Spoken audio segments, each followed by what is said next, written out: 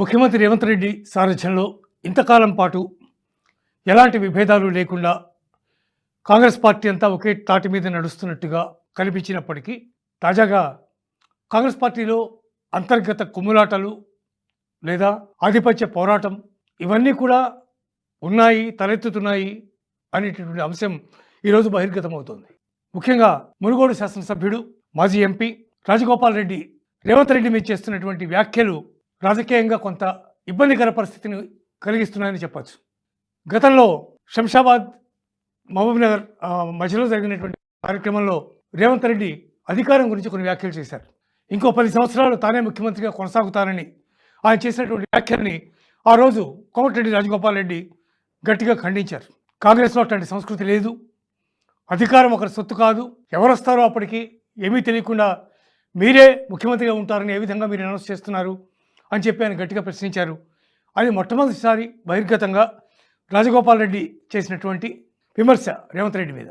తర్వాత తాజాగా మొన్న ఒక కార్యక్రమంలో రేవంత్ రెడ్డి మాట్లాడుతూ సోషల్ మీడియా జర్నలిస్ట్ గురించి చేసినటువంటి వ్యాఖ్యలు జర్నలిస్ట్ ప్రపంచంలో కొంత సంచలనమే కలిగించాయి. ప్రతి ఒక్క వ్యక్తిని సోషల్ మీడియా అనుకుంటూ వచ్చేసి ముందు కూర్చుని కాలు మీద కాలేసుకుని నువ్వు నన్ను విష్ చేయలేదేమన్నట్టుగా చూస్తూ ఉంటాను నా వంక, డాస్ మించి కిందకి దిగి ఒక చెంపదెబ్బ కొట్టాలనిపిస్తుంది అని చెప్పి ఆయన చేసినటువంటి వ్యాఖ్యలు చాలా తీవ్రమైనటువంటి సంచలనాన్ని రేపినాయి. దీనికి సంబంధించి కోమటిరెడ్డి రాజగోపాల్ రెడ్డి తాజాగా ఎక్స్లో పోస్ట్ చేశారు రేవంత్ రెడ్డికి వ్యతిరేకంగా. రేవంత్ రెడ్డి చేసినటువంటి వ్యాఖ్యలు సమంజసం కాదు, రేవంత్ రెడ్డి అలా మాట్లాడడం సోషల్ మీడియా జర్నలిస్టులని తెలంగాణని కించపరచడమే. సోషల్ మీడియా జర్నలిస్టులు అందరూ కూడా తెలంగాణ కోసం, తెలంగాణ అభివృద్ధి కోసం, ఆ రోజు తెలంగాణ రావడం కోసం ఇట్లా అనేక రకాలైనటువంటి అంశాల్లో కీలక పాత్ర పోషించారు. వాళ్ళందరూ కూడా నిబద్ధతతో పనిచేశారు.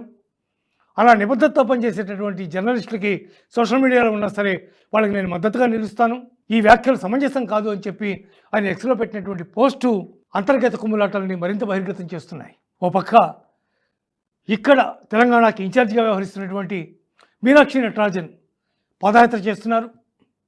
మరోపక్క కఠినంగా వ్యవహరిస్తామని చెప్పి సిగ్నల్స్ పంపించారు. ఇన్ని జరిగినా కూడా ఈ విధమైనటువంటి వ్యాఖ్యలు చేయడం, రాజగోపాల్ రెడ్డి ముఖ్యంగా ఎందుకు చేస్తున్నారు అనే అంశం మీద చాలా తీవ్రమైనటువంటి చర్చోపచర్చలు జరుగుతున్నాయి. ఎల్బీ నగర్ నుంచి గెలిస్తే మాత్రమే మంత్రి పదవి ఇస్తామని చెప్పి ఆ రోజు చెప్పారు. నేను ఎల్బీ నగర్ నుంచి పోటీ చేయలేదు కాబట్టి, మునుగోడు నుంచి పోటీ చేశాను కాబట్టి నాకు ఏ మంత్రి పదవి రాదు అనే నిర్ణయం ఆయన ఖరాఖండి చేసుకున్నట్టుగా కనిపిస్తుంది. దాంతో ఓపెన్గానే ముఖ్యమంత్రి మీద యుద్ధానికి ఆయన సిద్ధం అన్నట్టుగా ప్రవర్తిస్తున్నటువంటి తీరు మనకు కనిపిస్తోంది. గతంలో కాంగ్రెస్ సీనియర్ నేత మాజీ మంత్రి అయినటువంటి జానారెడ్డి మీద కూడా ఆయన చాలా తీవ్రమైనటువంటి వ్యాఖ్యలు చేశారు చాలా సందర్భాల్లో. అప్పుడు కూడా ఆయన మీద చాలా తీవ్రమైనటువంటి చర్చ జరిగింది.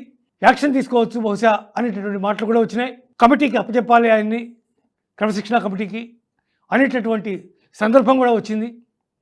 కానీ తాత్కాలికంగా చల్లారిపోయింది. ఈసారి రేవంత్ రెడ్డి మీద మళ్ళీ ఇట్లాంటి వ్యాఖ్యలు చేసిన ధర్మిల ఆయన మీద ఏమైనా చర్య ఉంటుందా, చర్య తీసుకునే దిశగా కాంగ్రెస్ పార్టీ ముందుకెళ్తుందా, క్రమశిక్షణ కమిటీ ఏం చేయబోతోంది, రేవంత్ రెడ్డి ఎలా స్పందిస్తారు, ఇట్లా అనేక రకాలైనటువంటి ప్రశ్నలు దీని మీద తలెత్తుతున్నాయి.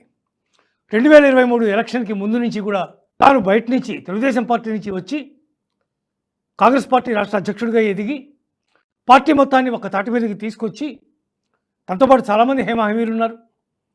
ఉప ముఖ్యమంత్రి మల్లుభట్టి విక్రమార్క, కోమటిరెడ్డి వెంకటరెడ్డి, సీనియర్ అయినటువంటి ఉత్తమ్ కుమార్ రెడ్డి, అట్లాగే పొన్నం ప్రభాకర్, ఉప ముఖ్యమంత్రిగా పనిచేసినటువంటి దామోదర్ రాజనరసింహ, ఇట్లాంటి వాళ్ళు అనేక మంది సీనియర్లు ఉన్నప్పటికీ కూడా వాళ్ళందరినీ ఒకే తాటి మీదకి తీసుకొచ్చి పార్టీని విజయపథంలో నడిపి ముఖ్యమంత్రిగా ప్రమాణ స్వీకారం చేసినటువంటి రేవంత్ రెడ్డి తన యొక్క ఆధిపత్యాన్ని నెమ్మదిగా కోల్పోతున్నారా?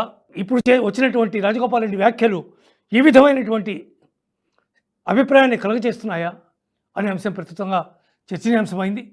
చూడాలి ఇది ఎక్కడికి దారితీస్తుందో. బహుశా క్రమశిక్షణ కమిటీ దీని మీద ఏమన్నా కొంచెం ముందడుగు వేసి రాజగోపాల్ రెడ్డిని పిలిపిస్తారా, ఆయన నోటీసులు ఇస్తారా, ఏమైనా జరుగుతుందా అనేది ప్రస్తుతానికి క్వశ్చన్ మార్క్గానే ఉంది. ఈ పద్ధతి కనుక విధానం ఇలాగే కొనసాగితే అతి త్వరలోనే కాంగ్రెస్ పార్టీలో మరికొంతమంది నేతలు గళమెత్తేటటువంటి అవకాశం కూడా కనిపిస్తోంది అని చెప్పి రాజకీయ విశ్లేషకులు చెబుతున్నటువంటి పరిస్థితి ఉంది.